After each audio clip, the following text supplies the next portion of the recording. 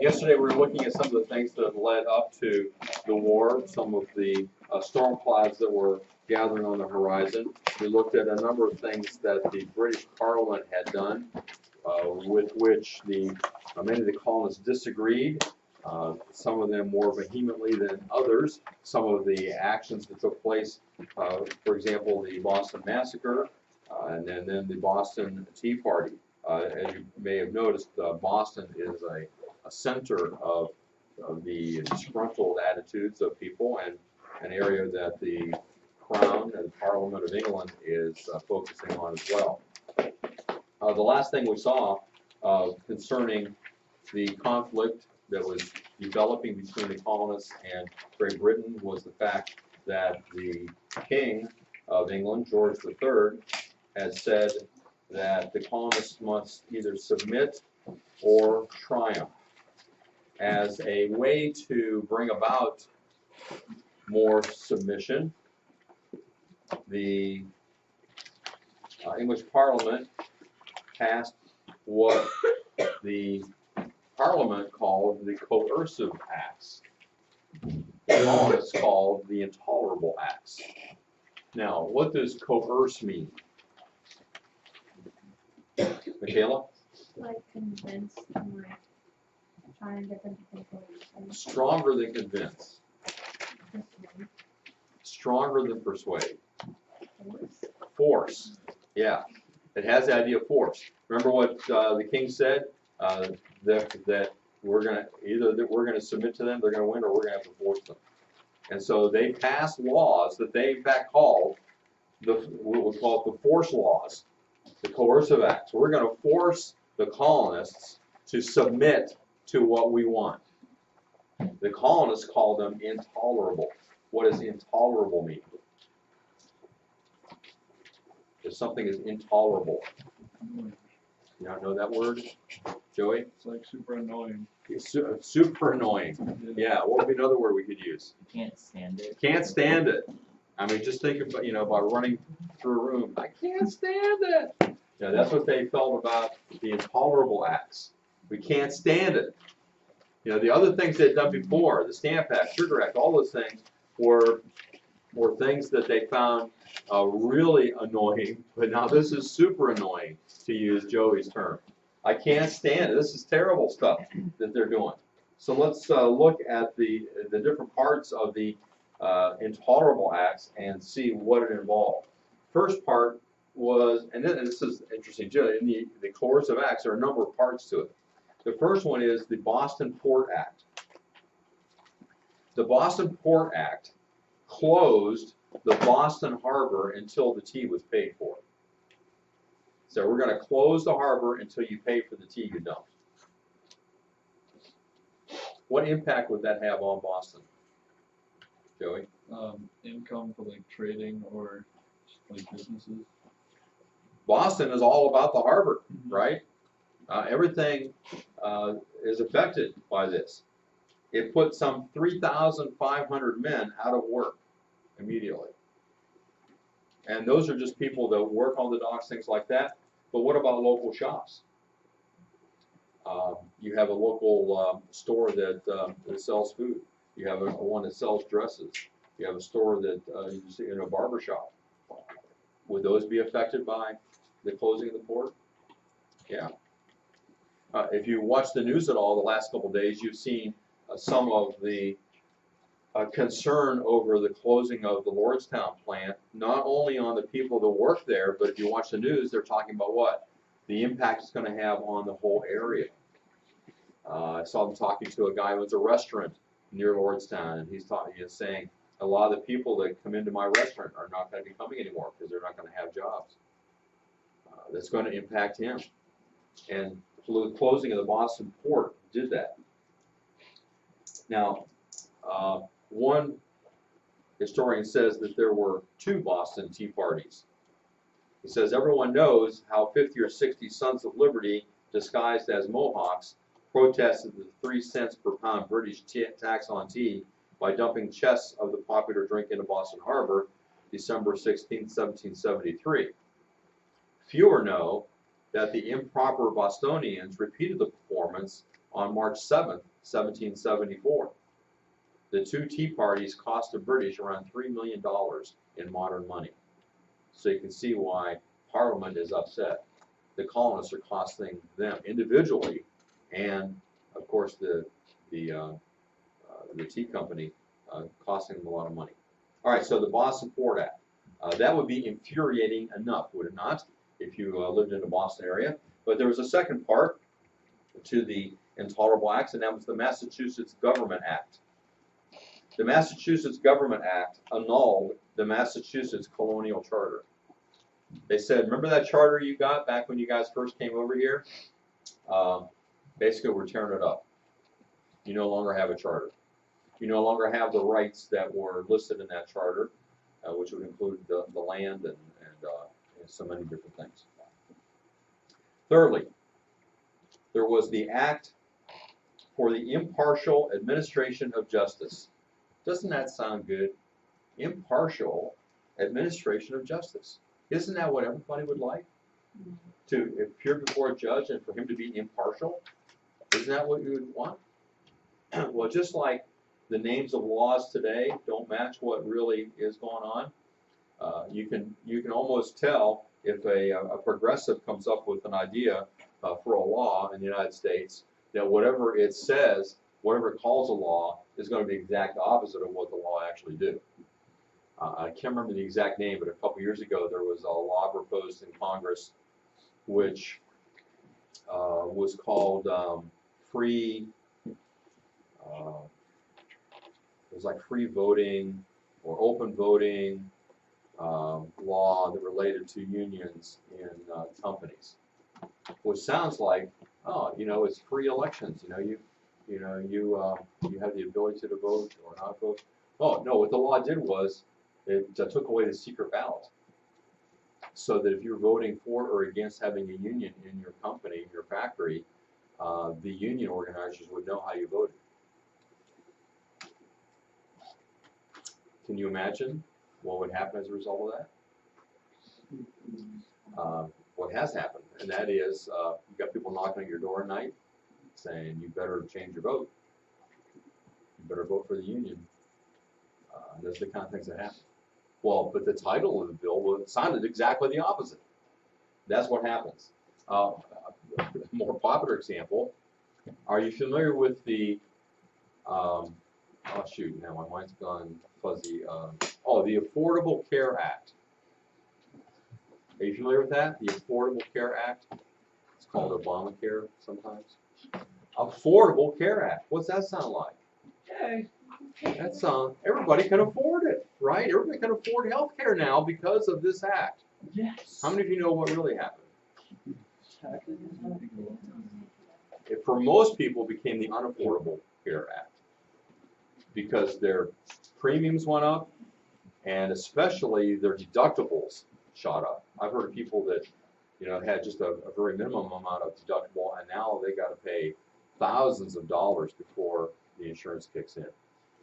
Most people, I've heard of a few people that said it was better for them, but for the vast majority of people that I've heard about, read about, it's been an awful thing. And I think I can justly criticize the Republicans for having control of the Congress the last 2 years and the presidency that they didn't get rid of it like they promised they would. But anyway, names of something doesn't necessarily mean what it is. And in this case, the Impartial Administration of Justice Act said this, that any British officials accused of committing crimes in the colonies, including killing colonials in the line of duty, would not be tried in the colonies, but they would be sent back to England for trial. Now, what difference would that make to the colonists? Why would they care if they're tried in England or if in the colonies? If a British government official commits a crime, why would it matter where they're tried? Stephen? They're tried in the colonies and they're being tried by like people who are part of the colony. But if they're tried in England, they're tried by people who don't really care what happens over there. So they're just like, yeah, whatever, you're fine. Exactly. You won't be judged. At least the perception was among the colonists that they would probably get away with it if they're tried in England, whereas in the colonies they'd be held accountable. I feel like it would also put that person's life on hold for a good amount of time, because like to sail to England from the colonies, it would have been like months at a time. Just out of your life back in. The British official wouldn't be too concerned with that because the likelihood is that he's going to get a lesser sentence, at least, if not exonerated. Whereas in the colonies, they're mad at him for having done what he's done, and he's probably going to have some kind of punishment. So that's a good thought. But would the British official be very willing to give up some time in order to have a lesser sentence? Was the colonists also worried that the British officials wouldn't be like, they'd be like, oh, I can't have him. Yeah, that would lead to the idea that the British officials might think that, oh, I can get away with whatever because they'll just ship me back to England and it'll be fine there. You know, maybe I know people back in England, I can influence the verdict, whereas the colonists can't. Yeah. Okay, you're starting to think like colonists. All right, the next part of the Intolerable Acts was a new quartering act. This took effect in June 1774. And this extended to all the colonies the requirement that private homes be made available for the quartering of British soldiers. And in addition, other colonial ports were also closed. Now, the earlier Quartering Act simply said the colonists have to pay for what is necessary for the soldiers to be there to provide supplies. Now they're saying the soldiers can actually live in your house. You have to be willing to allow soldiers to live in your house. Now, if as a colonist you already consider them to be an unlawful military occupation in peacetime, you certainly are not going to want them in your house. In addition to everything else, they might be snooping around all the time to see whether you bought something and didn't pay the taxes on it. They're going to be listening in on your conversations. So it's like being prisoners in your own home. Any comments about the new Quartering Act? We also have the arrival, in conjunction with this, of a new governor, and he is a military governor, General Thomas Gage.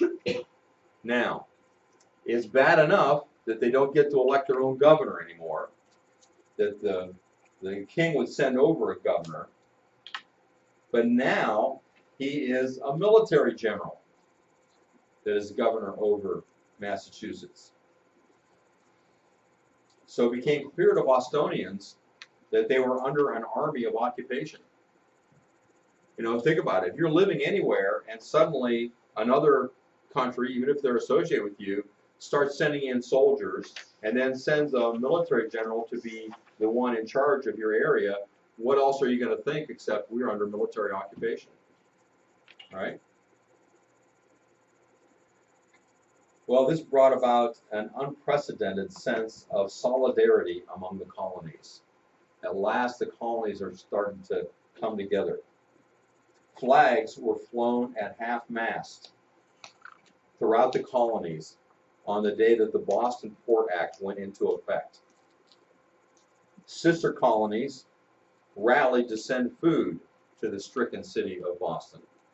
I read about wagons of rice being sent from South Carolina up to Boston to help them.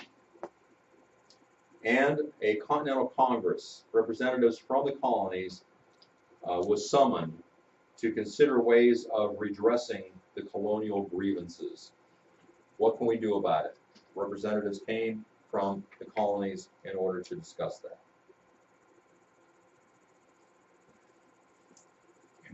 Any comments or questions? Can you feel the tension building? Now, another act that was not really a part of the Intolerable Acts, but passed near the same time, was called the Quebec Act. The Quebec Act, do y'all know where Quebec is? It's an area of what is present-day Canada. And remember that the British had received Canada as a result of what? The French and Indian War. So Great Britain has control over Canada now, in addition to the 13 colonies. The Quebec Act established a rigid political system with no representative assembly or trial by jury in civil cases. So Great Britain says in Canada, and Quebec is where most of the people live, in Canada there is not going to be any representative assembly, no legislature, and no trial by jury. Now, what message does that send to the colonists?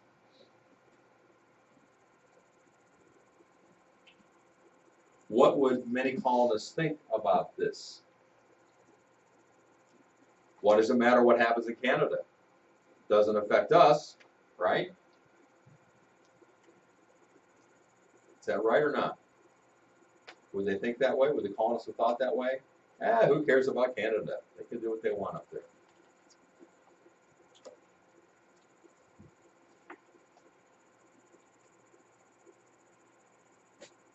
Any thoughts? Maybe they thought that since that happened in Canada, that would happen next in the colonies. If they can do it in Canada, they can do it in the American colonies, the English colonies as well, right? If they can do it there, they can do it here. So that sent a shiver up the spines of colonists when they found out what England was doing in Canada. Now, did the people living in Canada, did the French living in Canada, did they respond to this? Did they react against this? No. Why not? Because that was the same relationship they had with the country of France before. They didn't have a legislative assembly before. They didn't have trial by jury before. So this was just continuing the same. But for the American colonies, they had something different. The second part of the Quebec Act was that Roman Catholicism was made the official religion.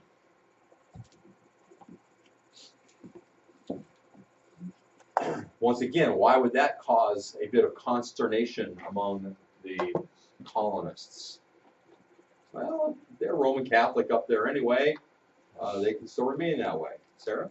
Because they come to America to kind of get out of the religion in England. They want to be the religion. Yeah. Again, if they can do it there, they can do it here. Not that they were afraid that England would establish Roman Catholicism, but what would they establish as the official church? Or what might they establish? The Anglican Church, the Church of England, you see? And throughout most of the colonies, that's not something that they wanted. Even though some of the colonies' official church was the Church of England, still, they didn't want Parliament telling them what church they had to belong to. The third aspect of the Quebec Act is that it extended the territorial boundaries of Quebec southward to the Ohio River. That means that Quebec was not just in Canada, but now Quebec runs through what area?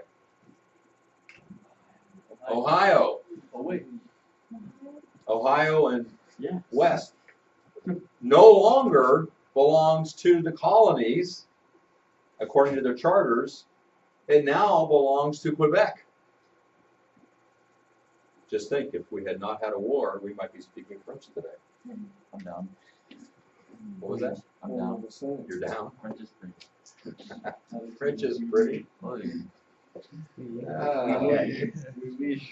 Now, one angry Protestant in the colonies cried that there ought to be a jubilee in hell over this enormous gain for popery. Oh, You know, they thought, man, you're giving away the store to the Roman Catholic Church here, and you're giving them everything down into the western parts of the colonies. So you can see people are getting more and more upset. All right. Oh, there were, let's see, I don't have this on the slide. There was a declaration made, and I may not have this in your notes, but I'll just tell you about it. A declaration made on September 9th, 1774 by the leaders of Suffolk County, Massachusetts, and it's called the Suffolk Resolves. Do I have that in your notes? I don't think so, okay. Boston is the major city in Suffolk County. It was originally drafted by Dr. Joseph Warren, who, if you're not familiar with his name now, you will be later. And it specifically resolved to, 1, boycott British imports, curtail exports, and refuse to use British products. 2, pay no obedience to the Massachusetts Government Act or the Boston Port Bill. In other words, refuse to obey it. 3, demand resignations from those appointed to positions under the Massachusetts Government Act. 4, refuse payment of taxes until the Massachusetts Government Act was repealed. 5, support a colonial government in Massachusetts free of royal authority until the Intolerable Acts were repealed. So in other words, just have our own colonial government no matter what the British say. And then 6, urge the colonies to raise militia of their own people. Start raising arms. Start gathering arms together. Start training people to fight. The resolves were taken by Paul Revere to the Continental Congress in Philadelphia, covering 300 miles in a nearly unthinkable 6-day ride, where it was unanimously endorsed by them on September 17, 1774. And as John Adams had said before, the revolution was effected before the war commenced. The revolution was in the minds and hearts of the people. So let's move now to that first Continental Congress, called in 1774. It was a meeting of all the colonies. Representatives came from all the colonies except for Georgia, and they met in Philadelphia's Carpenter Hall for 7 weeks. Now, do you remember, well, and the agenda is how to respond to the coercive acts and the Quebec Act. What are we going to do about this? So we have the Continental Congress meeting, calling for each colony to begin training troops. They voted to ban all trade with Britain following the Suffolk Resolves, and the meeting planted the seed for future independent government. Now, do you remember previous to this, when Patrick Henry was speaking before the House of Burgesses, and what did Henry claim in that speech? Do you remember?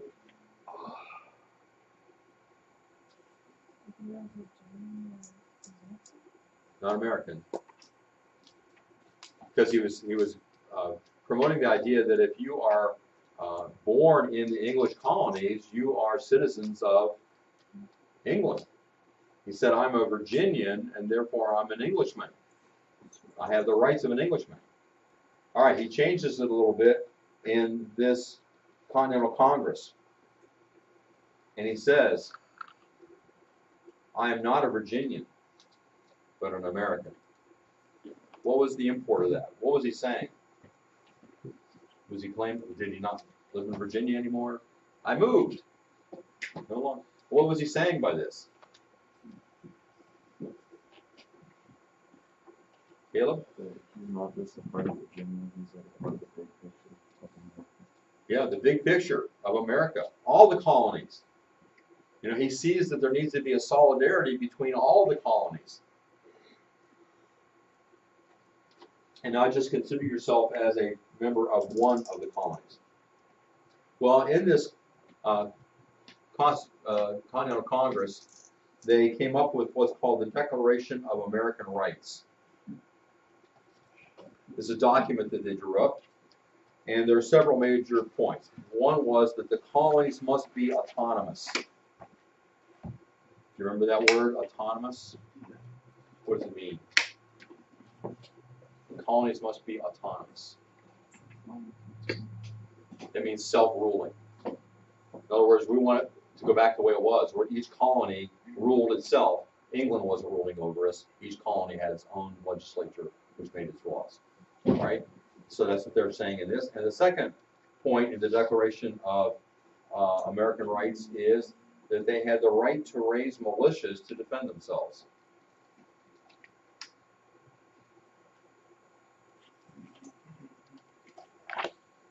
So, one, our colonies should be governing ourselves. Secondly, we have the right to raise basically armies to defend ourselves.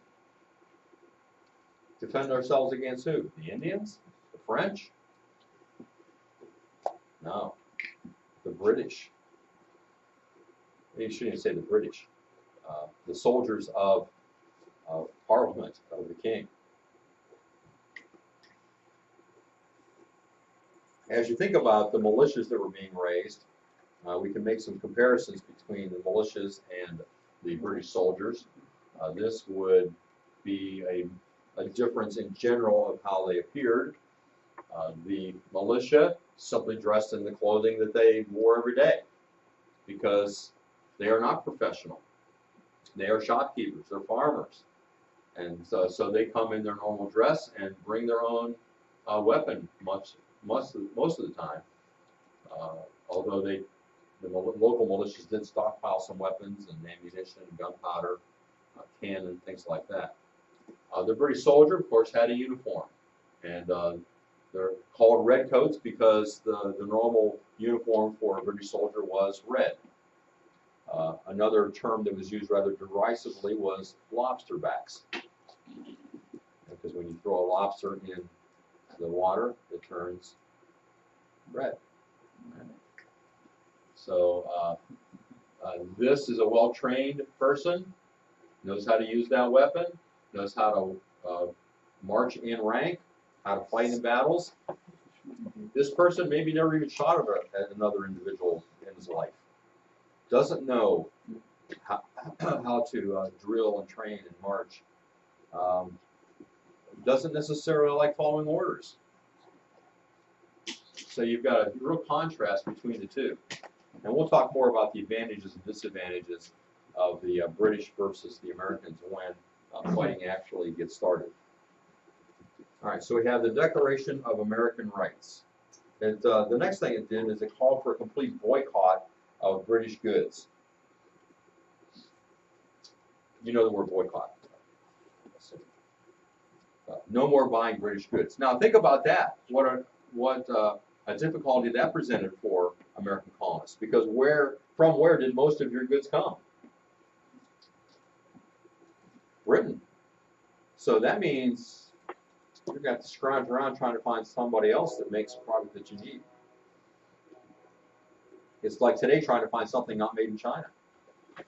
Good luck, right? Next, if grievances were not redressed, they were going to meet again in May of 1775.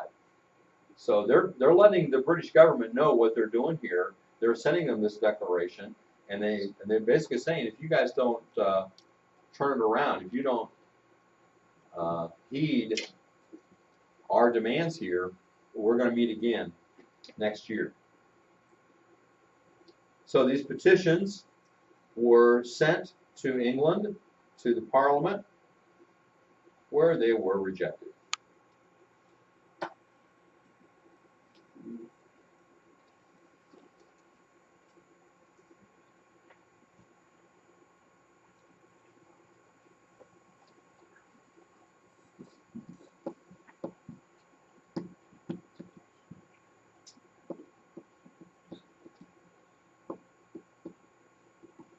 Any questions?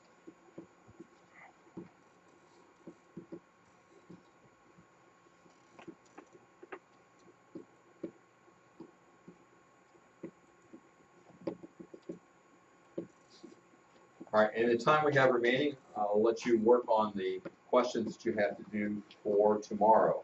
And that is the questions on page 111. Tomorrow we will check pages 96, 102, and 111.